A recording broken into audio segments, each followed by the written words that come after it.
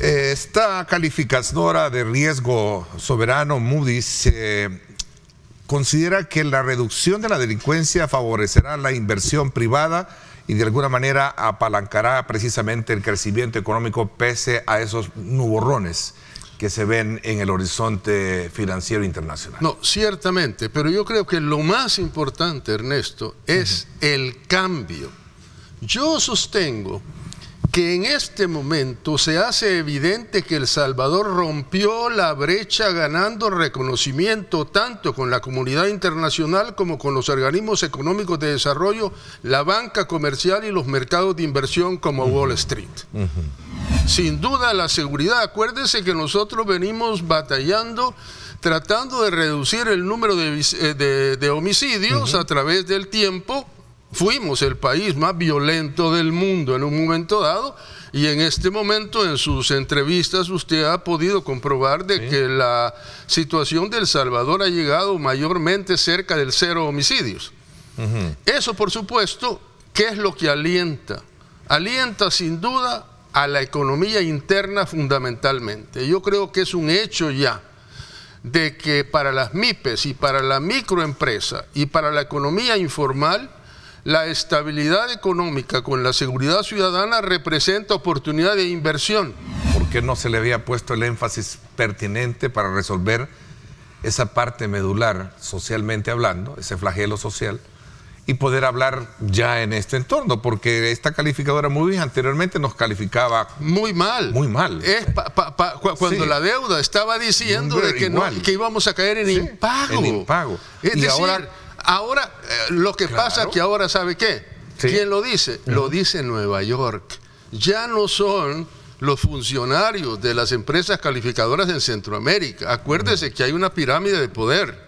Y cuando El Salvador gana en Wall Street una posición primaria desde el punto de vista de aceptación, eso cambia completamente. O sea, Wall Street ahora lo está viendo desde otro. Por supuesto que sí. Wall Street lo está viendo con una forma muy positiva. Nayib Bukele le ganó a Wall Street.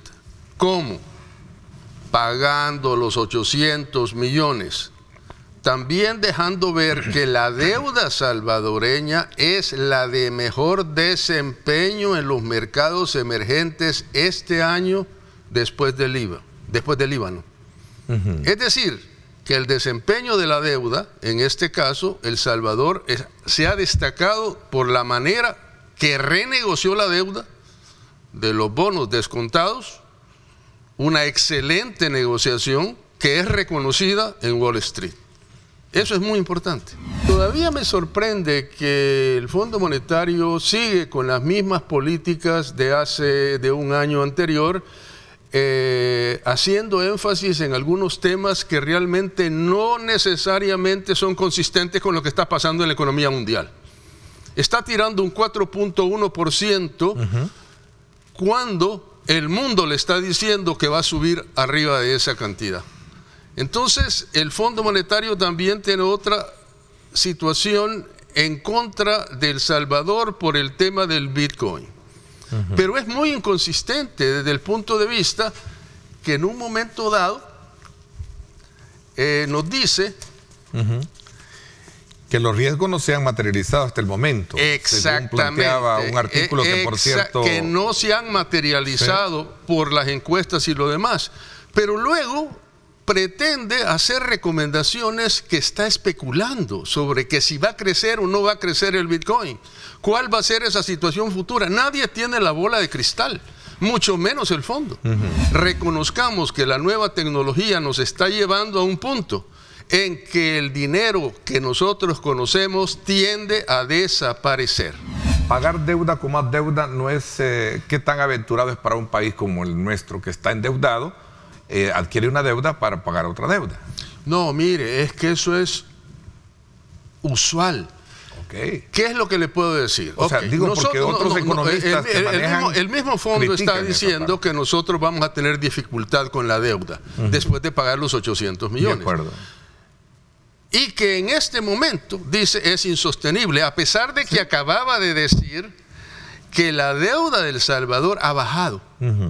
Ha bajado con relación a los demás países que por la pandemia llegaron a sostener deudas arriba del 100%. Entonces, al decir eso, lo que está diciendo el fondo básicamente es de cuál es la situación presente. Muchos de la oposición o de la opinión contraria en El Salvador hablan mucho del ENVI, de lo que es el riesgo país. El riesgo país es el indicador de bonos emergentes de riesgo país que colocan a El Salvador como el tercero más alto de América Latina. Así lo calcula quien dice eso, que es JP Morgan Chase. En su definición, eso representa la diferencia de tasas de interés de los bonos denominados en dólares de los países en desarrollo comparados con los bonos del Tesoro de Estados Unidos que se consideran libres de riesgo. Es decir, que el alto nivel de ENVI que tuvimos es lo que permitió a El Salvador renegociar los bonos del 2023 y 2025, porque fueron bonos descontados. Al tener bonos descontados, usted compra una deuda descontada y al mismo tiempo se libra de los intereses que están generando esos bonos. O sea que eso fue una medida genial desde el punto de vista de cómo El Salvador manejó la deuda. El Salvador en este momento es el que tiene el valor más bajo de combustibles en Centroamérica. Una de las razones de que eso es así es porque El Salvador tiene un subsidio focalizado sobre el tema del diésel, el gas natural y la gasolina. Entonces, eso es parte de las 11 medidas de compensación que había aprobado el Estado, incluyendo los alimentos y otros, para paliar el alza de la inflación. Eso, por supuesto, es un paquete muy importante que El Salvador tiene en este momento y no lo puede desactivar, porque es muy importante que mantengamos eso. De lo contrario, la canasta básica se nos va para arriba. El Salvador ha adoptado una moneda cripto con la cual está trabajando, lo cual se proyecta positivamente, pero que no ha tenido totalmente el uso y la utilización y la familiarización de lo que es el Bitcoin en el mercado nacional y en el mercado mundial. Entonces, eso es un proceso un poco más lento, y esa es la razón por la que el fondo dice, los riesgos del Bitcoin no se han materializado hasta el momento, debido al limitado uso del Bitcoin, como lo sugieren los datos de encuestas y remesas. Lo dice con claridad, El Salvador todavía no ha madurado el mercado del Bitcoin. Eso no quiere decir de que es una moneda, es una medida adecuada. Yo creo que es claro que el gobierno ha tomado medidas específicas. La última ley con respecto a la evasión de impuestos es sumamente importante. Y el no pago de contrabando. Definitivamente hay medidas muy claras sobre una mejora en eso. Lo que pasa que eso que nos están diciendo es mera especulación. Nadie le puede decir en este momento cuál va a ser el comportamiento del 23. No lo sabemos. Solo sabemos que hay políticas importantes de contención, tanto en Europa como en los Estados Unidos. Pero la pregunta que está haciendo es cómo entonces también se interpreta esta situación inflacionaria que están teniendo algunos precios de productos de la canasta básica, por ejemplo. No, es que el tema de la canasta básica es fundamental en la economía salvadoreña. Nosotros sabemos que el costo de la canasta básica ampliada debe ser $700. ¿Y cuánto es lo que tenemos? Nosotros lo que tuvimos fue un aumento en el salario mínimo de más del 20% que nos llevó a, ¿cuánto fue? No recuerdo, pero fue un nivel bastante bajo de lo que es la canasta básica que tenemos ampliada en este momento, de manera que nosotros no cumplimos con los requisitos de la canasta básica y va a ser castigada sin duda a medida de que la inflación aumente. De hecho, en el turismo y en los servicios, no son los extranjeros europeos y de los Estados Unidos y canadienses, sino que la mayor parte del turismo de El Salvador son los mismos salvadoreños. Es un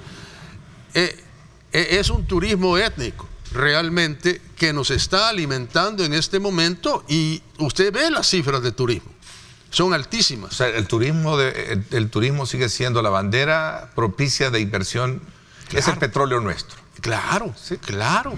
Nosotros venimos arrastrando los 20 y pico de años desde que dolarizamos, porque desde que dolarizamos la tasa de crecimiento de El Salvador ha promediado en el 2%. Quiere decir que si vamos a tener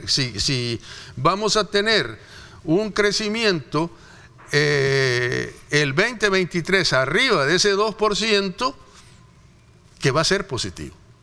¿La reforma que se hizo de las pensiones es un factor de riesgo para la economía a futuro?, pregunta un televidente. No, yo creo que la reforma de las pensiones, señor, en cualquier parte del mundo, usted tiene una pensión y esa pensión se va actualizando año con respecto al nivel inflacionario que experimenta la economía. Es decir, que si usted es una persona retirada en Estados Unidos, por decirle algo, su pensión no es estática, se mantiene creciendo. Ahora, la pregunta, ¿desde cuándo en El Salvador las pensiones fueron actualizadas? De nunca, de nunca. Y ahora con la reforma de las pensiones va a mejorar muchísimo el poder adquisitivo de la gente retirada, especialmente los de tercera edad. Y eso es una necesidad social de El Salvador que el gobierno le tiene que hacer frente. Es ineludible. La reforma de pensiones es importante. Doctor, ¿cuál es el estado actual acerca de esta alerta por el riesgo de gripe aviar en el país? Es bien importante mencionarle a la población que hoy por hoy, este día, estamos con 0 casos. Eso no significa que la población debe tener miedo, al contrario, porque ellos saben, nosotros como país sabemos que contamos con un sistema de salud bastante robusto, en el cual nunca nos quedamos con los brazos cruzados. Estamos constantemente viendo factores epidemiológicos a nivel internacional, y por ende nosotros siempre estamos alertas. Se han dado casos, es cierto, y es bien conocedor que a nivel de Latinoamérica hay casos de la gripe aviar, pero en nuestro país no. La enfermedad es a través de las aves migratorias, y esto en el país hoy por hoy no tenemos ningún caso. Ok. ¿No? ¿Cuál es digamos, el factor clave para determinar si una persona puede estar expuesta a esto? Entiendo que son otros factores, ¿no? Sí, lo que pasa es de que son enfermedades, como bien se menciona, de aves infectadas, aves de corral infectadas. Entonces, si obviamente una ave produce un huevo, sí puede haber un contagio. Lo que pasa es que puede ser por contacto de nariz, por secreciones, a nivel de boca, por inhalación. De un animal infectado. De un animal infectado, de un ave de corral infectado, ¿verdad? No es que vaya a ser de persona a persona, sino que es específicamente de un ave, y obviamente esta produce síntomas, y es a lo que quiero llegar, que la gente debe estar preparada. Obviamente nosotros en nuestras aduanas, todas las 2 aduanas que tenemos, estamos con gente especializada, más los 8 centros Centinela que tenemos, sobre cualquier síntoma raro que nosotros veamos, y entre los cuales obviamente está la fiebre, la tos y la infección ocular, que es la característica de esta enfermedad, y a nivel, ya si progresa más, una neumonía grave. Nosotros previamente, al conocer que un país vecino ya tiene un caso sobre gripe aviar, se alerta, se pone una alerta a nivel nacional, en todo el sistema de salud y a nivel de gobierno también, obviamente, y ya nosotros se toman los protocolos internacionales de qué hacer, qué medidas hacer. Como les digo, no es la primera enfermedad zoonótica que tenemos, sino que ya hemos tenido otras y se ha manejado de la mejor manera. Ejemplo, la viruela, la enfermedad símica, que nosotros hasta ya tenemos la vacunación, que dicho sea de paso, se ha vacunado alrededor de más de un centenar de personas de las 1.400 vacunas que se adquirió como gobierno. ¿Hay un tamizaje en particular para esto? Es decir, ¿hay un examen? Hay exámenes exclusivos para el tratamiento y para detectar la enfermedad. Okay. Por eso, obviamente, si una persona tiene algún síntoma, lo importante es acudir a un centro de salud. Acuérdense que tenemos 3 niveles de atención, en el cual en el primero hay más de 700 unidades de salud en todo el país. Hay hospitales especializados y hospitales de segundo nivel también, con lo cual puede llegar a consultar. Porque es bien importante mencionar que este gobierno, a diferencia de los pasados, que no éramos como que mandábamos contingentes a guerra, sino que mandamos gente a ayudar, preparadas para eso, para atender pacientes en cualquier evento, llámese terremotos, tsunamis, etc. Entonces, desafortunadamente pasó esto en Turquía y se nos llamó a nivel de los que están en este grupo, llámese bomberos, protección civil y Fosalud, que era necesario brindar el apoyo a un país amigo como era Turquía, que de verdad, si nosotros vemos, hay historia de que no había habido un terremoto así en mucho tiempo, no solo ahí, sino que en todo el mundo. Y era necesario apoyar. Entonces, cuando se nos dio el llamado, obviamente aceptamos y con toda la fuerza dijimos que sí. Se preparó, se hizo una logística de un par de días para no llegar solo con ayuda, sino que llegar con, aparte, ayuda humanitaria, ayuda médica, ayuda de alimentos, con todo el grupo, y se hizo un buen contingente de más de 100 personas. Dentro de esos estaban 11 compañeros de Fosalud. 11 compañeros, sí. Entre médicos y... Médicos, enfermeras y técnicos, de los cuales obviamente ya estaban preparados. Hay de anécdotas a anécdotas, me imagino. Sí, porque hoy... ¿Hay algunas que haya impactado y que haya calado muchísimo en el, digamos, quehacer de la experiencia que se puede en algún momento replicar? Dios no quiera, por la necesidad que podamos tener también nosotros. Bueno, todo el mundo estamos... Hoy creo que no sé en qué parte, si...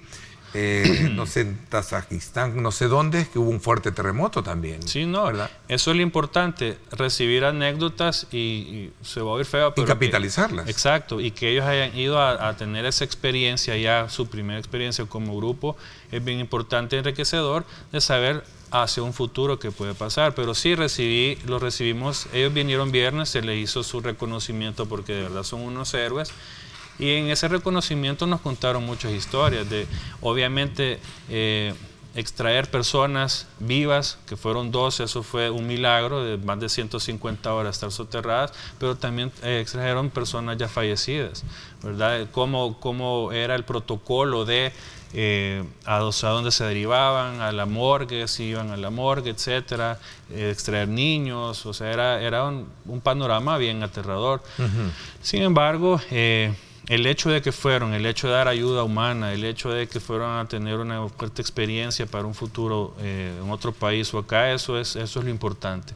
Que sepan que nuestro gobierno ya tiene un grupo muy especializado y que no puede envidiar, como decía mi colega, el doctor Gavidi, con otros países como Israel, con otros países como Holanda, que se dio Francia, de que nosotros tenemos la misma capacidad que estos países para ir a ayudar a afrontar un terremoto de dicha magnitud y sacar personas de la mejor manera, en buen estado, vivas o que se brindó la atención. La experiencia es muy importante. Imagínense que estas 11 personas se van a hacer replicadoras de lo que acaban de ir a hacer, pueda que sea 50 más, y estos se van a ir replicando experiencias vividas de algo tan importante.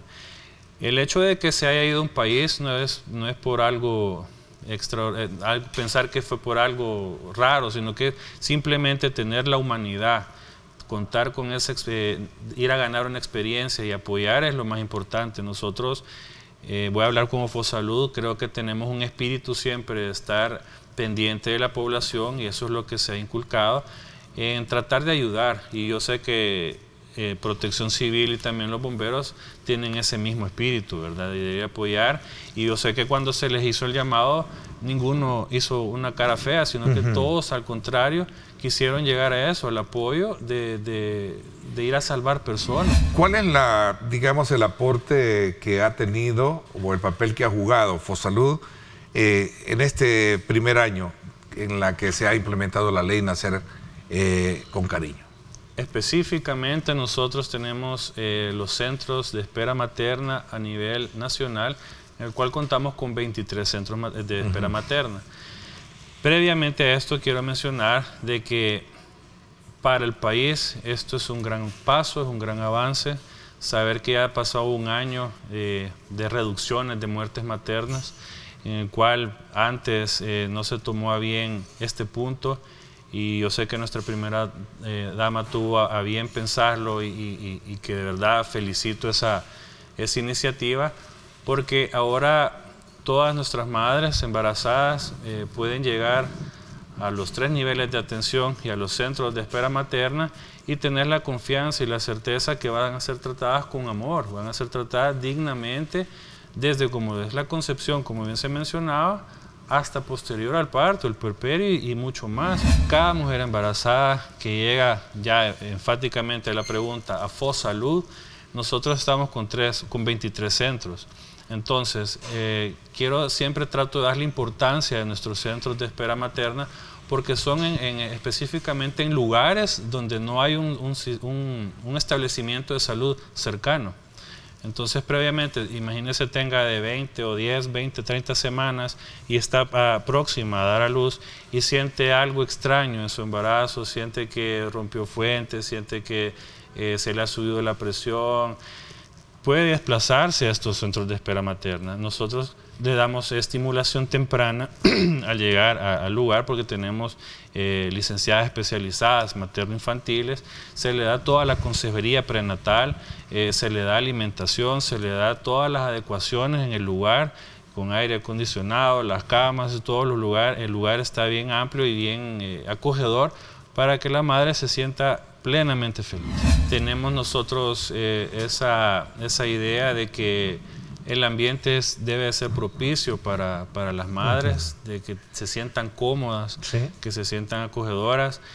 Una de las cosas importantes también, que a nivel de todas las instituciones del país, nosotros tenemos nuestros centros de extracción de leche materna, y aparte en este sentido, ejemplo en Fosalud, nosotros tenemos un área donde la madre, si ha dado a luz, si está puerpera y ha pasado su dieta, como le dicen, puede llegar a todos los lugares a sacarse su leche y darle lactancia al niño.